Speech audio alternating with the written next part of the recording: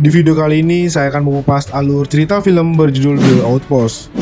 Film ini mengisahkan tentang sekelompok tentara Amerika Serikat yang terjebak di pos terpencil di Afghanistan. Mereka harus bertahan hidup saat dikelilingi oleh ratusan Taliban yang menyerang. Cerita ini menunjukkan keberanian dan persahabatan para tentara saat menghadapi situasi berbahaya. Lalu bagaimanakah kisah selanjutnya? Yaudah guys, tanpa berlama-lama, ini dia alur cerita filmnya.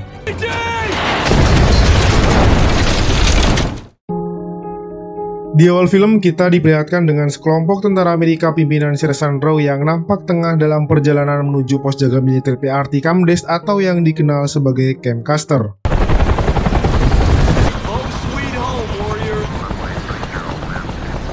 Sesampainya di sana, mereka pun langsung disambut oleh rekan-rekannya yang sudah lebih dulu bertugas di pom jaga militer tersebut.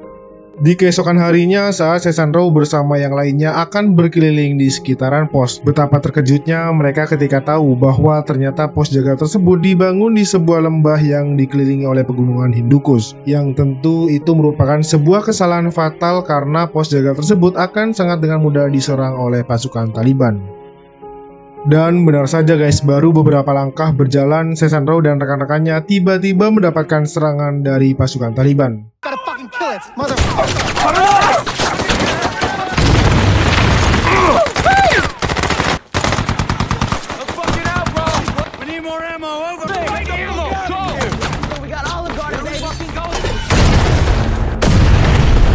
Beruntungnya serangan dari pasukan Taliban berhasil diatasi setelah Sersan Rowe beserta rekan-rekannya meluncurkan sebuah mortir. Namun rupanya serangan dari para pasukan Taliban tadi membuat satu tentara Amerika yang bernama Jacob terluka parah di bagian wajahnya.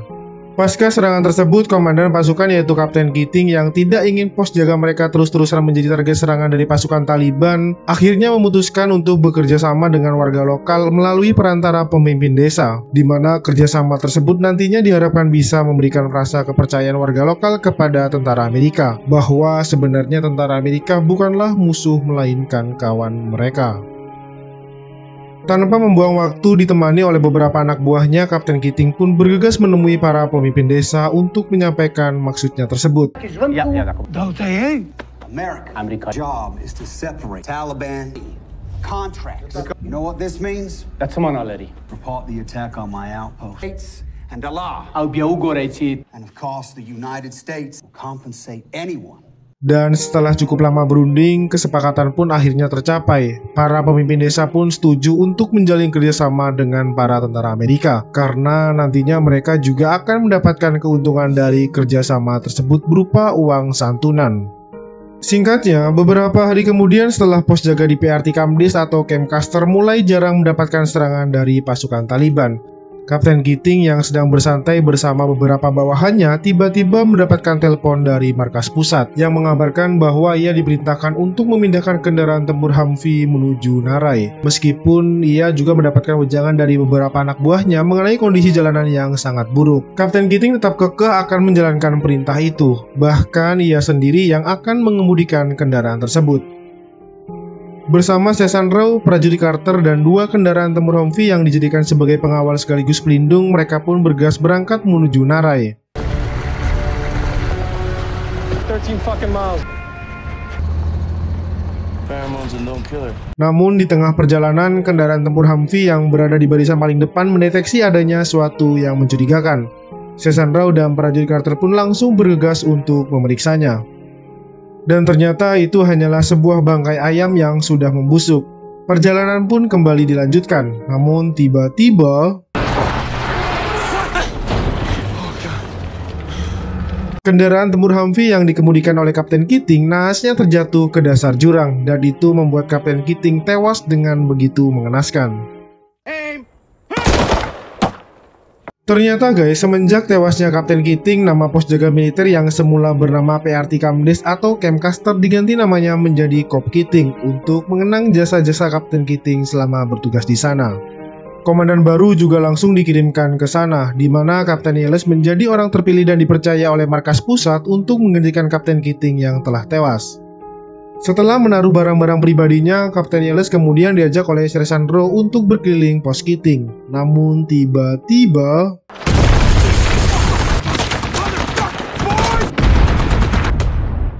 Setelah berhasil mengatasi serangan itu, patroli untuk menetralkan area sekitar pun dilakukan dan dipimpin langsung oleh Kapten Yelles. Mereka pun menyusuri area pegunungan Hindukush hingga akhirnya mereka semua sampai di sebuah jembatan. Dan satu persatu dari mereka melewati jembatan itu, namun tanpa diduga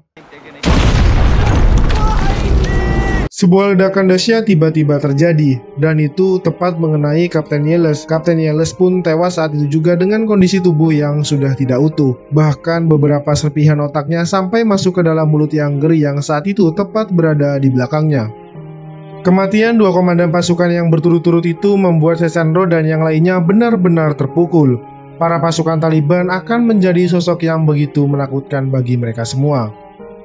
Malam harinya, komandan baru pun langsung dikirim ke Cop Keating, dan di saat yang bersamaan, Kapten Yelles juga akhirnya dievakuasi. Keesokan harinya, setelah kedatangan komandan baru bernama Kapten Broward yang merupakan seorang veteran perang Irak, mereka kembali mendapatkan serangan dari para pasukan Taliban.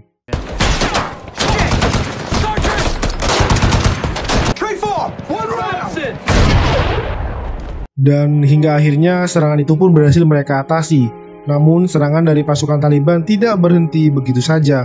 Mereka tetap menyerang para tentara Amerika di waktu-waktu yang tak terduga.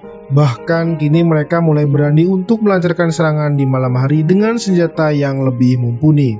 Hal itu pun sontak membuat Kapten Broward beserta pasukannya kaget sekaligus panik. Mereka mulai ketakutan dengan persenjataan yang dimiliki para pasukan Taliban.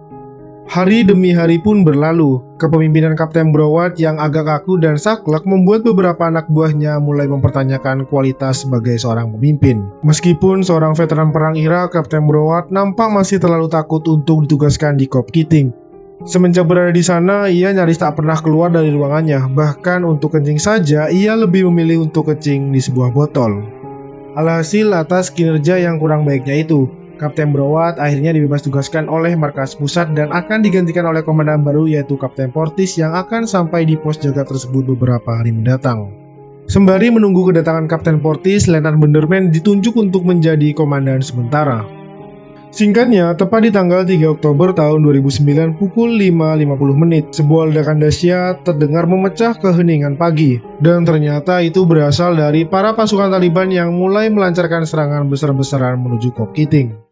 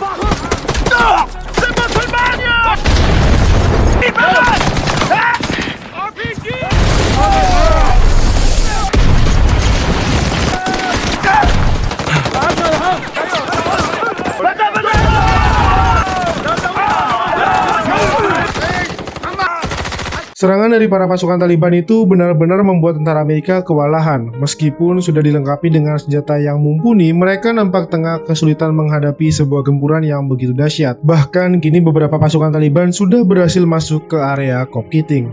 Letnan Banderman selaku komandan sementara pun memerintahkan pasukannya untuk mundur ke posisi inti. Namun hal itu ditantang keras oleh Sesandro. Sesandro bersikeras untuk mempertahankan tempat tersebut. Dengan pengalaman yang dimilikinya, Sesandro berencana untuk menjebak para pasukan Taliban dan kemudian menghabisnya dengan sebuah senjata mesin yang sudah disiapkan. Setelah mendengar penjelasan itu, Letnan Benderman pun akhirnya setuju dengan rencana Sersanro. Sementara itu, di dalam kendaraan tembus lapis baja, Carter bersama 3 rekannya yang terjebak di sana berusaha untuk keluar dari dalam kendaraan tersebut.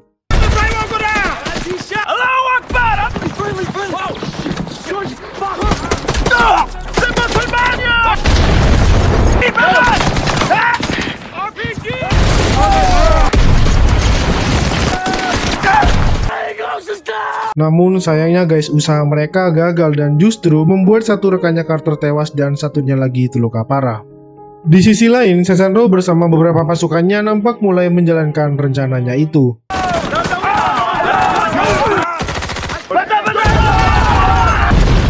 Kembali lagi ke Carter, di tengah gempuran yang tidak ada hentinya itu, ia dengan nekatnya keluar dari kendaraan tempur tersebut demi menolong satu rekannya yang terluka parah.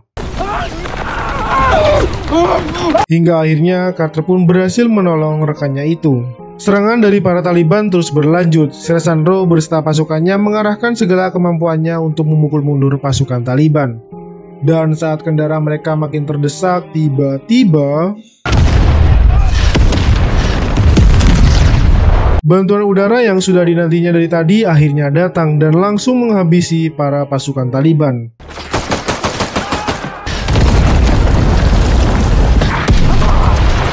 Carter bersama 2 rekannya yang terjebak di dalam kendaraan tempur pun berhasil keluar. Bahkan salah satu rekannya Carter yang terluka parah akhirnya juga berhasil dievakuasi dan langsung mendapatkan perawatan dari tim medis.